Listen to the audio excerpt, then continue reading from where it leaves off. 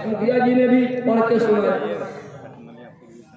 और ये MLC साहब भी उन्होंने बतलाया। मैं सामाजिक बुराइयों की निशानदेही नहीं करने जा रहा हूँ, मैं इलाज बतलाना चाहता हूँ। बीमारी बता के क्या होगा?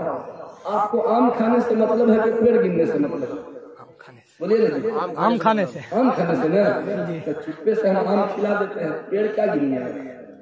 अगर बीमार को कह देंगे कि तुमको टीबी है, दम्मा है, कैंसर है, ये है, अरे बाप रे, सुनिए के मर जाएगा, नहीं मर जाएगा। बीमार को मत बताइए कि तुमको क्या क्या बीमारी है। नॉर्मल डॉक्टर लोग कितनो खतरनाक रिपोर्ट है, बीमार को नहीं बताना, नहीं कोई बात नहीं, नॉर्मल है, ठीक हो जाओ, यही नहीं कहते। ये अरे तू तो 2-4 दिन का मेहमान है, तू तो गया, बोलेगा। ये मेडिकल के उसूल के खिलाफ है। बीमार और बीमार पड़ जाएगा सुनकर। बीमार को यही कहा जाता है, कोई प्रॉब्लम नहीं, बिल्कुल नॉर्मल है, अच्छे हो जाओ। हाँ, चुपके से उसके गार्जियन को कहा जाता है और ये कह दिया जाता है कि बीमार को बताना, वरना नफ्सियाती तौर पर और बीमार हो जाए। तो अब सामाजिक बुराइयां मैं आपको बताऊं, हमसे ज्यादा आप जानते हैं, क्या बताने की जरूरत। मैं इलाज बताना चाहता हूं। सामाजिक बुराइयों का तो ये आलम है, सामाजिक बुराइयों का ये आलम है। दो चीजों की, दो बुराइयां बहुत ज्यादा हमारे समाज में, औरत की नुमाइश और दौलत की नुमाइश। औरत की नुमाइश और दौलत की नुमाइश। शादी ब्याह के मौके पर औरत की नुमाइश और होती है, बन सवर करके आपकी बेटी बहू शिरकत करती है, मटक मटक के चलती है, वीडियोग्राफी होती है, ये औरत की नुमाइश है। और एक है दौलत की नुमाइश। दौलत की नुमाइश का ये आलम है। एक साहब की शादी हुई, 3 किलोमीटर बारात ले गए थे। कितना? 3 किलोमीटर। जानते हैं, 70 स्कॉर्पियो के साथ 3 किलोमीटर दूर बारात जाए और 70 स्कॉर्पियो। कोई उस पगला को कहे रे पगलवा, इस 70 स्कॉर्पियो की तो दोनों समधियाना जाम हो गया। लड़का के घर से लड़की के घर अगर सिर्फ लाइन से खड़ा करना, थोड़ा थोड़ा गैप करके, तो पूरा रोड जाम हो जाएगा, गाड़ी चलेगी कहाँ। 70 गाड़ी 3 किलोमीटर, इसका मतलब है दिमाग का तार ढीला हो गया, एकदम पक्की बात, एकदम दिमाग का तार वही कर सकता है। या दिलो दिमाग में इन्फेक्शन है, ये दिमाग का इन्फेक्शन है, ये दौलत की नुमाइश कर रहा है, दिखला रहा है। ये बड़े बाप की बेटा की शादी है। दुनिया वालों देखो कितने शान के साथ, कितने आन बान शान के साथ हमारे बेटा की शादी हो रही है। काश उस बेटा के बाप को कोई कान में कहता, ए बेशरम, तुम जो बाराती ले जा रहे हो 70 स्कॉर्पियो, ये 3 किलोमीटर के दरमियान कोई यतीम लड़की भी है, कोई गरीब लड़की भी है, शक्ल सूरत से बहुत अच्छी, तालीम याफ्ता भी है। जुर्म क्या है? सिर्फ ये है कि वो गरीब है। वो जो गरीब और यतीम लड़की, वो जो गरीब और यतीम लड़की तुम्हारे बराती के काफिला को देखेगी, 70 स्कॉर्पियो के कतार को जब वो लड़की देखेगी, रोते रोते उसको हिचकियां बनेगी। वो सोचेगी, या अल्लाह, या अल्लाह, मैं कैसी बदकिस्मत, कितने शान के साथ गाड़ियों की कतार जा रही है। टीवी की वीडियो आवाज है, ये भी नहीं सोचा कि गरीब का दिल दुखेगा। ये दौलत की नुमाइश बहुत ज्यादा हो गई।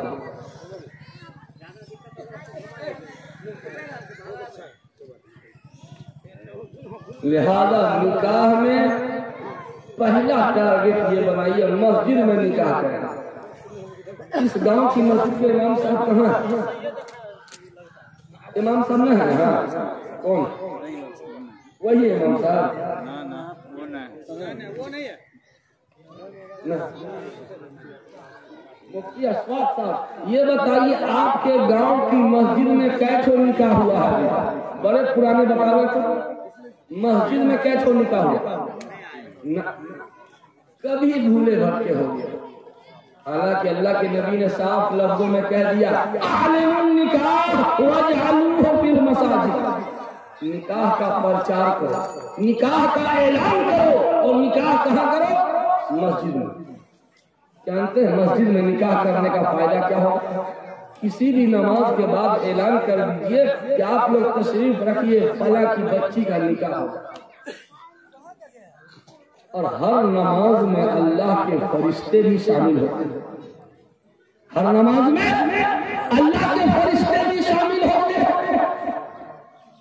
जब नमाज के बाद निकाह हो, नमाज पढ़ना भी इबादत, निकाह करना भी इबादत। एक इबादत से फारिग हुए, दूसरे इबादत में मशगूल हुए। नमाज पढ़ा तो बेवजू पढ़ा या बावजू?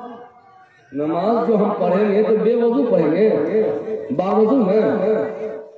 तो उस मजलिस का बराती बावजू, सराती बावजू, लड़का बावजू, लड़का का बाप बावजू, लड़की का बाप बावजू, उसका चाचा, उसका दादा, उसका मामू, उसका खालू, इसका खालू, इसका मामू, सारे लोग बावजू एकदम पाक पवित्र। वरना बड़े बड़े मैरिज हॉल में जो निकाह होता है, वो लड़का क्या बावजू रहेगा, निकाह पढ़ाने वाला भी बावजू रहेगा।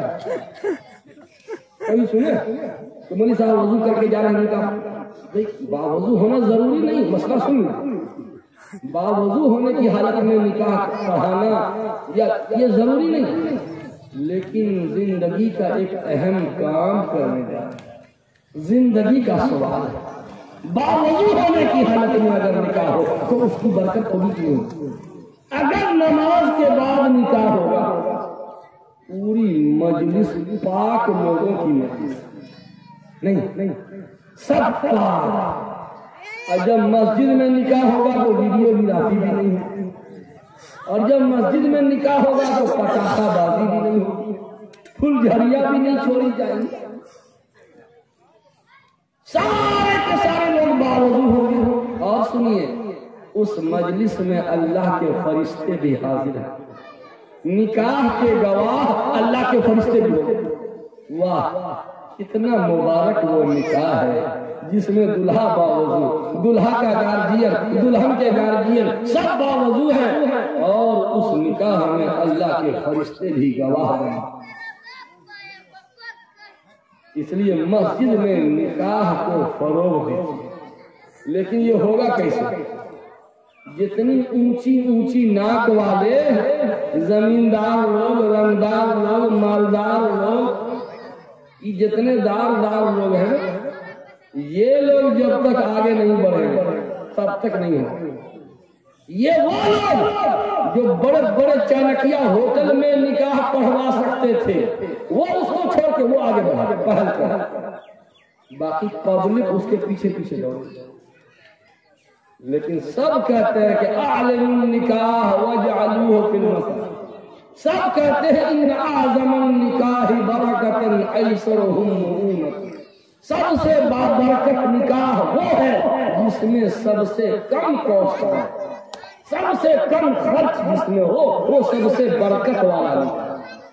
बोलते सब है, लेकिन जब अमल की बारी आती है तो मुंह में लकवा मार देता है। शादी का कार्ड छपवाएंगे तो एक कार्ड का 100 रुपया था, 500 कार्ड छपवाया 100 रुपया, 100 रुपया। देखे, और वही कहते हैं वो पैसा मस्जिद में दे दो, वही पैसा जो शादी के कार्ड में लगाए हो भेजा वो मस्जिद में। तो मेरे भाइयों, सामाजिक बुराइयों को गिनवाने की जरूरत नहीं है। मैं इलाज बतला रहा हूं, जल्दी जल्दी सुन लीजिए। बस वही उसी इलाज की जरूरत है जो इलाज रसूलुल्लाह ने किया।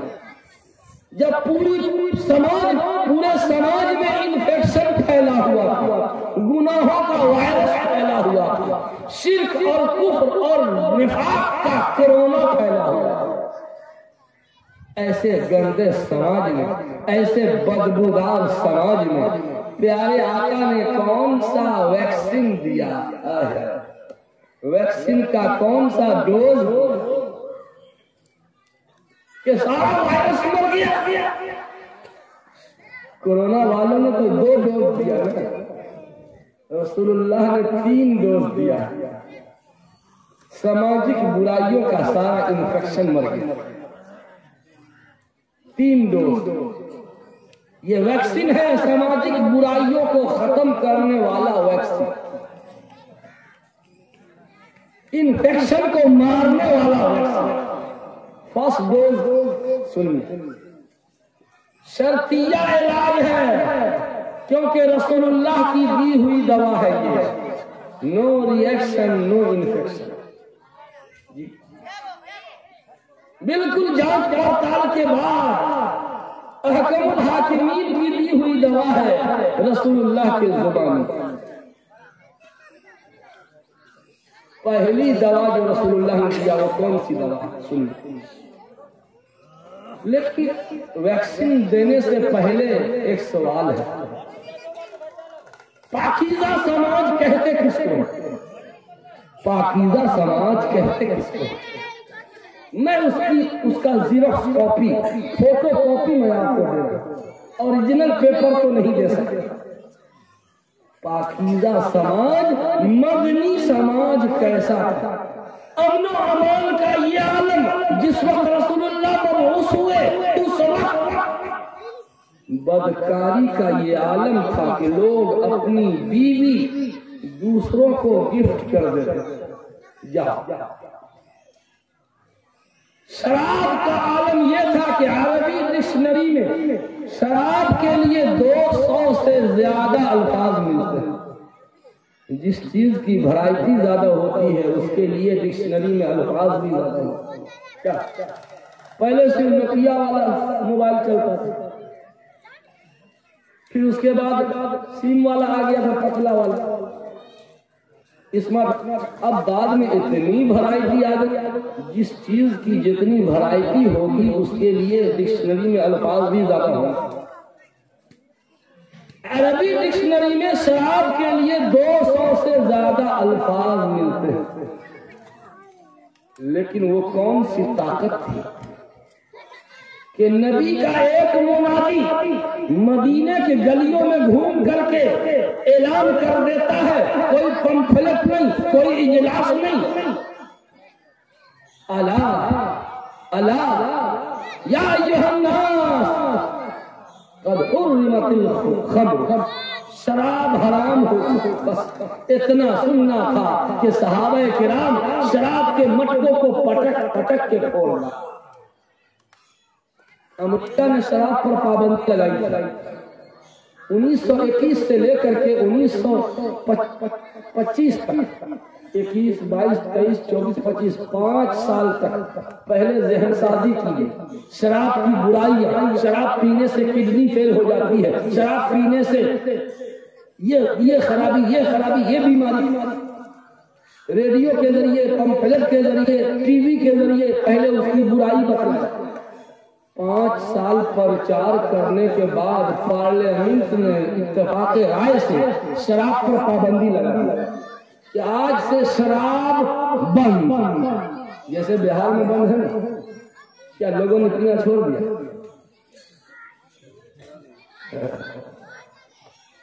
अब कमी भी नहीं आई। माफ कीजिए, बस फर्क ये है कि खुल्लम खुल्ला नहीं, बस इतना। क्यों?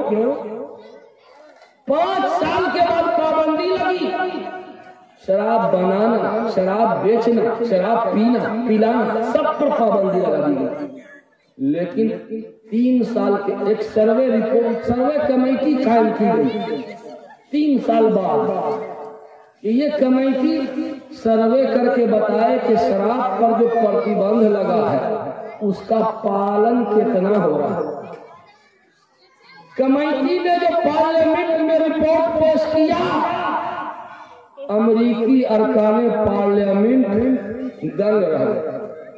क्या 25, 26, 27, 28 3 साल के बाद जो रिपोर्ट आती है, कहा कि जब से पाबंदी लगी है, जब से शराब पर पाबंदी लगी है, शराब पीने वाले, पिलाने वाले, बेचने वाले, खरीदने वाले 3 गुना बढ़ गए, 3 गुना बढ़ गए।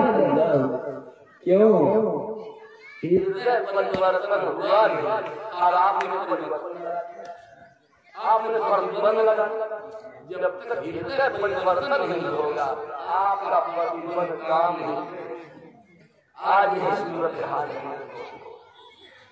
नबी करीम सल्लल्लाहु अलैहि वसल्लम ने वो कौन सा वैक्सीन दिया, लेकिन उसके लिए दिल को बदल दिया। ये आलम हो गया मदीना मुनव्वरा के बाजार का कि बिलाल ने एक आवाज लगाई, अल्लाहु अकबर, अल्लाहु अकबर। बिलाल ने अजान लगाई, मदीने के बाजार में सन्नाटा, मार्केट में कोई नहीं, दुकान खुली छोड़ के सब चल दिए। कहाँ गए? तराजू बटखरा सब पड़ा। ये दुकानदार लोग कहाँ गए? न दुकानदार न खरीदार, कुछ नहीं, सब मस्जिद। अजान के बाद सबका रुख मस्जिद। जैसे ईद के दिन क्या होता है, आप क्या 9 बजे ईद की नमाज होगी, तो 8 बजे से लेकर 9 बजे तक पूरे गांव वालों का रुख किधर होता है? जहां नमाज ईदगाह होता है होती है। जो ईदगाह का रुख ईद के दिन और बकरीद के दिन हमारा आपका होता है, कसम खुदा की मदीना मुनव्वरा में दारे नबूवत में 5 वक्त नमाज के लिए यही मंदिर है। सबका रुख एक आवाज लगाई, कोई नहीं, कोई अगर अजान के 5 मिनट के बाद कोई बाजार में नजर आ गया तो लोग समझते थे कि कोई यहूदी होगा या ईसाई, मुसलमान नहीं। अल्लाह ने अजान के बाद अगर कोई बाजार में नजर आ गया, लोग समझते थे कि ये मुसलमान हो ही। जैसे ईद की नमाज आपके यहाँ 9 बजे हो, तो ठीक 9 बजे कोई गांव में मिलता है? बोलिए यही कैफियत वो होती थी। अगर बाजार में कोई नजर आता तो यूं समझता कि ये मुसलमान नहीं, कोई ईसाई यहूदी हो। एक सहाबी लोहार का काम करते थे, गरम लोहा है, 15 मिनट और हो गया, कहिएगा तो उससे पहले भी बंद कर दूंगा। हाँ,